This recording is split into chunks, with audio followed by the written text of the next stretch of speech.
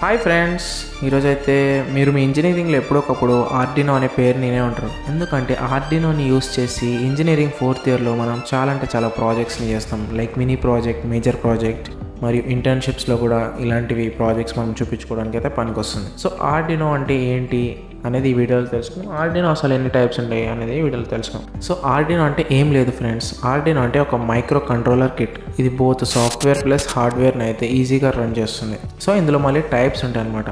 So Arduino Uno, Arduino Mega, Arduino Nano, Arduino Mini మరియు LilyPad, Arduino LilyPad ఇలాంటి కొన్ని types ఉంటాయి అన్నమాట. వీటిని యూస్ చేసి సింపుల్గా మీరు మీ ఇంట్లో ఉన్న బటన్స్, స్విచెస్, లైట్స్, ఫ్యాన్స్ ఇంకా అదర్ కాంపోనెంట్స్ లైక్ మోటార్స్ ఇంకా వీటన్నిటిని అలెక్సా ద్వారా మీరు ఈజీగా కంట్రోల్ చేయొచ్చు.